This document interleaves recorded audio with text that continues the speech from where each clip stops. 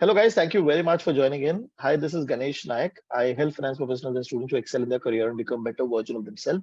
And I also help and guide students who are preparing for FRM and CFA exam. Today, I'm with one of the student who is not my student primarily for FRM level one, and he has been able to clear FRM level one exam in November 2022. Okay, and we're going to be talking about his journey, how he prepared for the exam, what are the challenges that he faced, and finally, what change in strategy he had to clear the exam in this November for FRM level one. So we have with us Rahul Agarwal. Rahul, thank you very much for joining in. Thank you, And sir. first of all, just for the benefit of the audience, just to give a brief about when you started your FRM preparation, what was your background? What were you doing?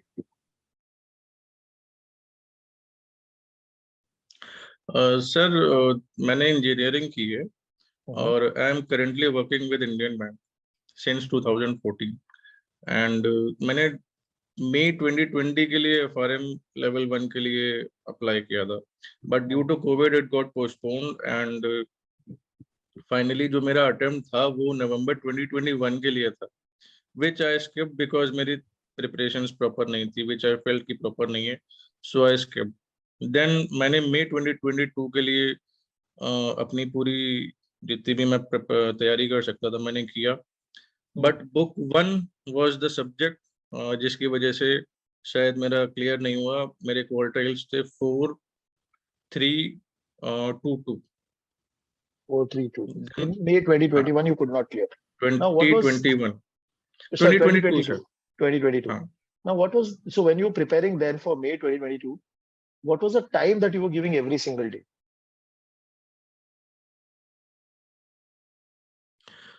Sir वो time था जब मैंने कुछ time के लिए अपने bank से of लिया हुआ था, so I was preparing full day for the exam के ऑलमोस्ट 15-20 दिन के लिए मैंने लीव ले ली थी। So I was giving more than 12 hours to 14 hours की। अब क्योंकि इतना टाइम बीत चुका था मई 2020 से लेकर के मई 2022, ऑलमोस्ट 2 इयर्स बहुत होते हैं एक लेवल के लिए। So I was giving every bit of time कि मैं इस बार इसको निकाल सकता हूँ, and I was very confident कि मैं निकाल लूंगा, बट अनफॉर्चुनेटली मई 2020 में मेरा नहीं हुआ। एंड शायद मैंने बुक वन में कुछ कमियां छोड़ दी थी कि उसमें 4 आया। I was a bit overconfident, so मैंने बुक वन में टाइम कम दिया था, बाकी सब्जेक्ट्स में ज्यादा दिया था, and as the result turned out book one में 4 आया।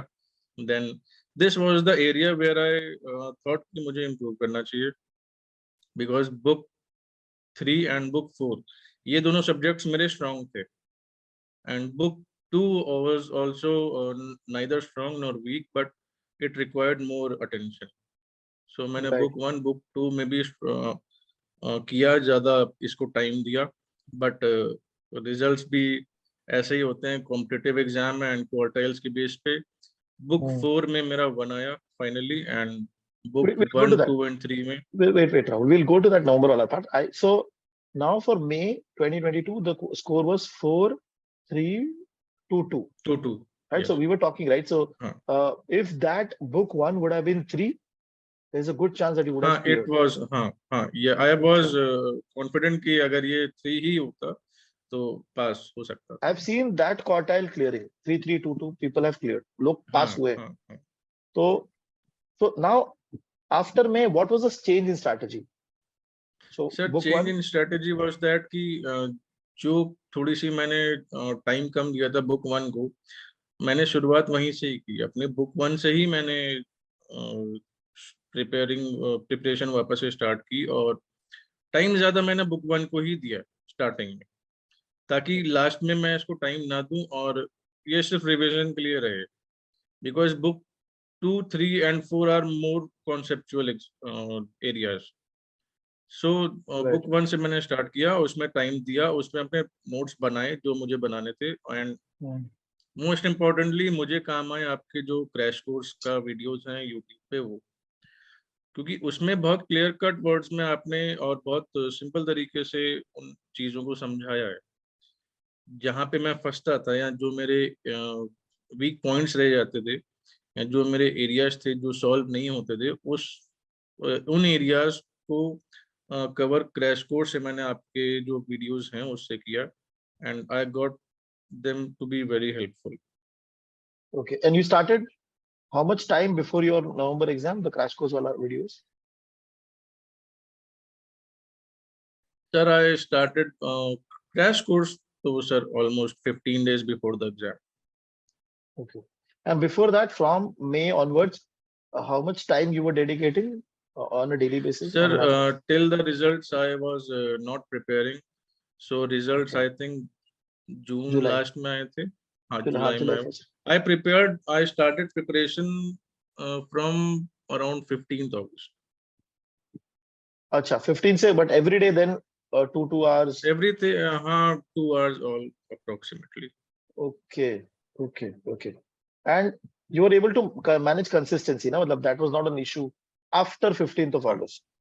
And हाँ, you sir. were I referring was to this was the thing कि see 1 की power 3. I've learned that 1 की power 365 is 1 only, but 1.01 की power 365 is a big number.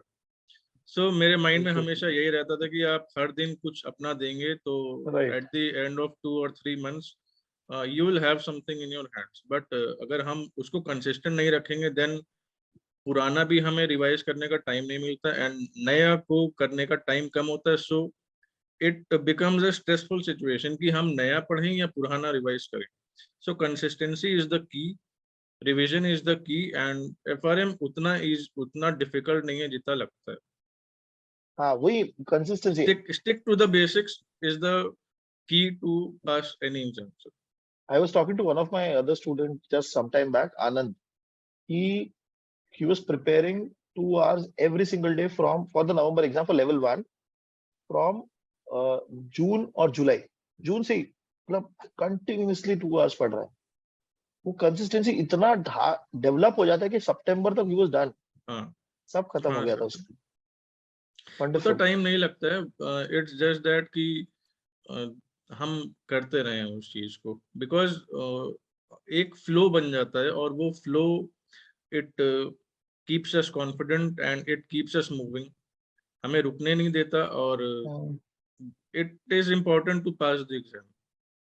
And I think so if this ये consistency वाला part अगर bankers manage कर ले जी, तो सॉर्ट है. मतलब बिल्कुल फिर सर, उनको प्रॉब्लम नहीं है, बिल्कुल सर. क्योंकि उनका काम ही इतना होता है ब्रांच में है अगर, हाँ. तो डेली इतना काम, कोई कंसिस्टेंसी नहीं है. Sir, banking is very hectic these days and हाँ, from 9:30 till 7:38 banks are open. और बहुत कस्टमर्स बहुत तो ये सोचते हैं आके तुम सरकारी जॉब वाला है, तुम 10 बजे आता है 5 बजे चला जाता है. सो वो जमाने बहुत पुराने थे, आज वैसा नहीं एक्चुअली होता वो बैंक में. चाम हुआ करता था बैंकिंग का कि आप आराम कर रहे हो. आराम एक था कि आराम की नौकरी हाँ, होती, अब नहीं है वो. बहुत नहीं डर सर, है. अब वो चीज नहीं है. वो कुछ ब्रांचेस ऐसी हैं जहाँ पे जो छुट्टी हैं या फुटफॉल कम होता है, so they manage to close by 6-6:30 maximum, but my branch was very hectic. In fact see and demonetization था तभी भी आप लोग काम कर रहे थे, कोविड था तभी भी आप लोग काम कर रहे थे, तो ऐसा तो था ही नहीं कि नहीं छुट्टी है नहीं सर, प्राइमरली. नहीं, there is nothing like work from home. And हाँ, आपने ऑफिस तो जाना ही जाना है with all the risks and everything.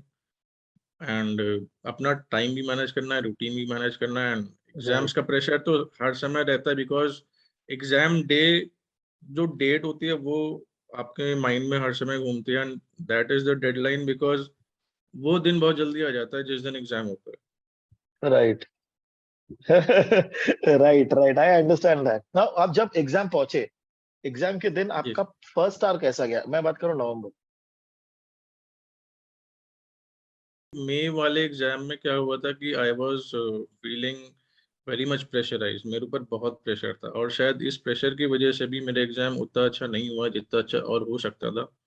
और उससे भी मैंने एक चीज ये इम्प्रूव की कि मुझे स्ट्रेस नहीं लेना है बिल्कुल भी, क्योंकि एग्जाम में अगर मैंने स्ट्रेस लिया, बिकॉज डिस्टरबेंस होता रहेगा, वो कभी कोई आएगा कभी कोई आएगा, तो डिस्टरबेंस जरूर होगा. तो फर्स्ट ऑफ ऑल मैंने ये कोशिश की कि मेरे को स्ट्रेस नहीं लेना है.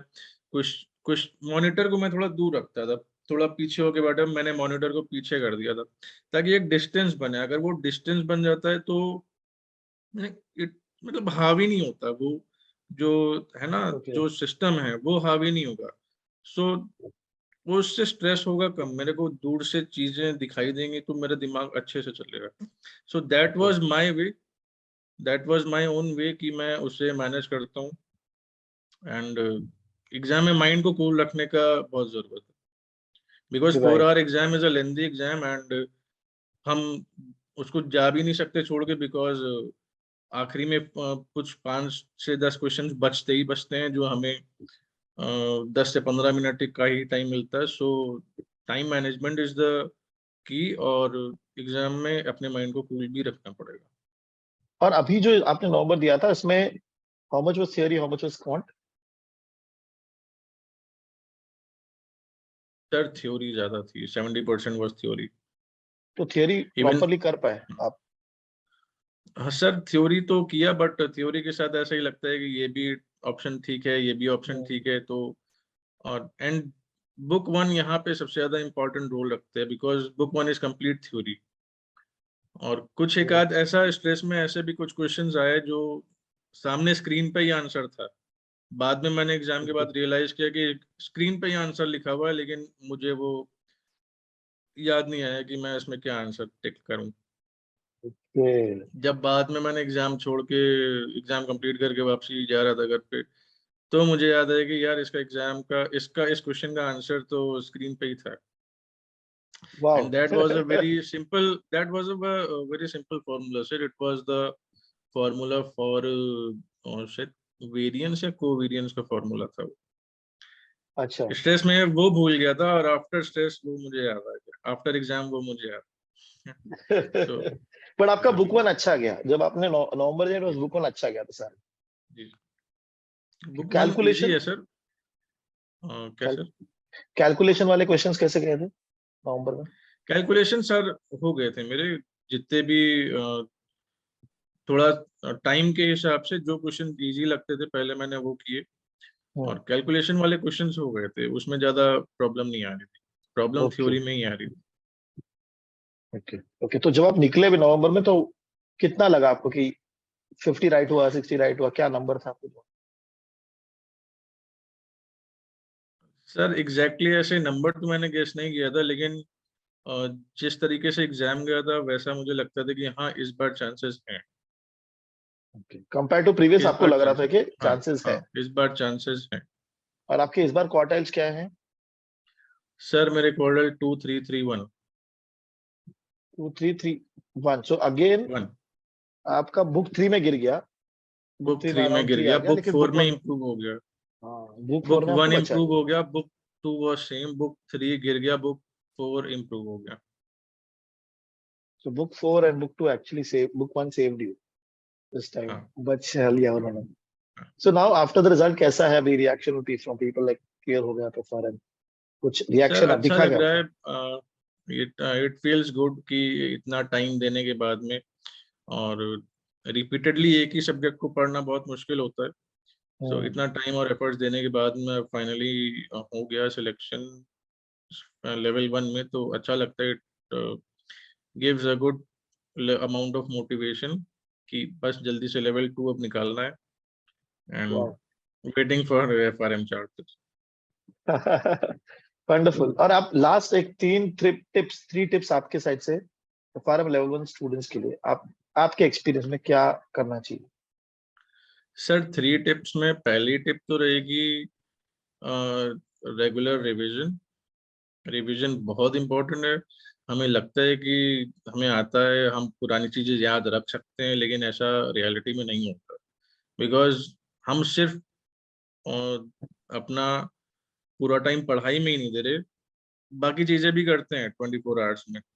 सो पुरानी चीजें जो होती है कहीं ना कहीं mind, at the back of the mind चली जाती हैं, और हम वो चीज भूलने लगते हैं। सो रिवीजन बहुत इंपॉर्टेंट है, और कंसिस्टेंसी बहुत इंपॉर्टेंट है।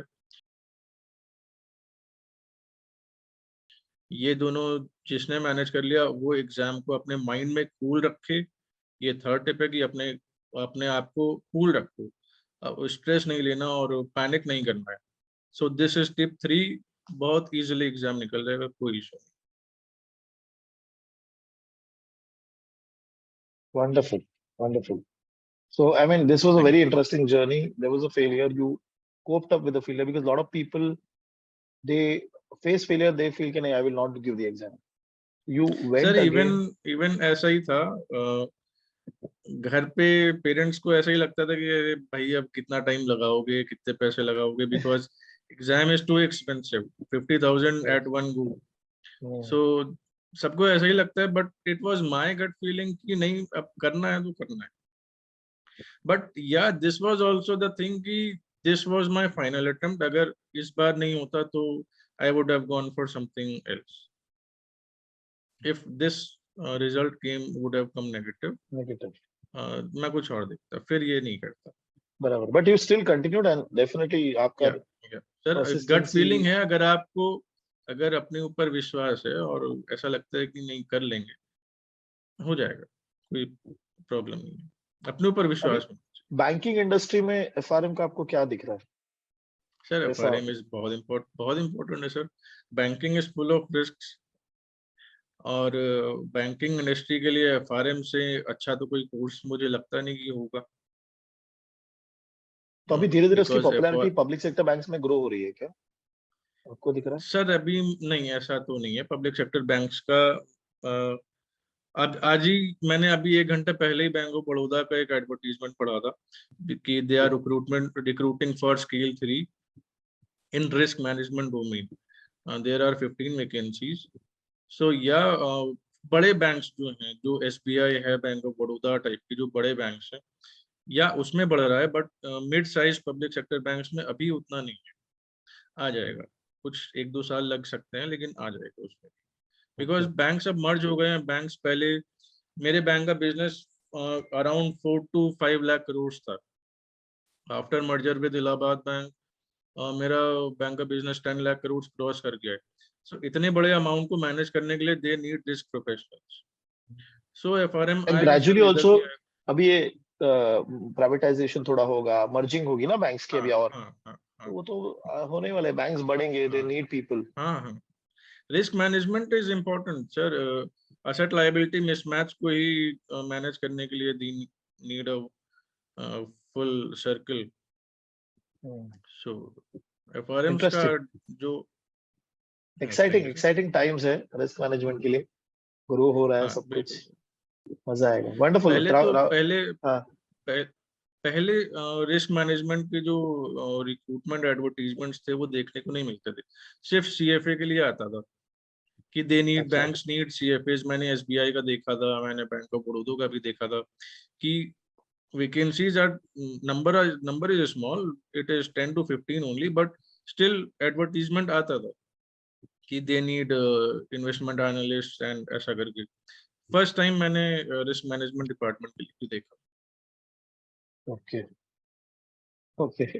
आरबीआई का भी कुछ सर्कुलर था ना बीच में, रिस्क वालों को आप स्पेशलाइज कोर्सेज हाँ वालों को हाँ हाँ दीजिए हाँ हाँ हाँ, अपॉर्चुनिटीज. आया था। या मेरे बैंक में भी आई थी ये चीज, लेकिन उसमें आगे क्या हुआ वो पता नहीं। Right, right. इंटरेस्टिंग. सो सही है. मतलब मेरे को लगता है कि आपका जर्नी लोगों को मोटिवेट करेगा, बैंकर्स को मोटिवेट करेगा कि आप जरूर एग्जाम सर, दो जरूर, और क्लियर करो. सबको और देना चाहिए। यस, बहुत एक आपका डिफरेंशिएशन क्रिएट हो जाएगा आगे आगे करियर में. Wonderful. Thank you very much Rahul. Thank you for taking out thank you time. Sir. हम लोग बहुत लेट बात कर रहे हैं, अभी ऑलमोस्ट 10 बजने आ गए.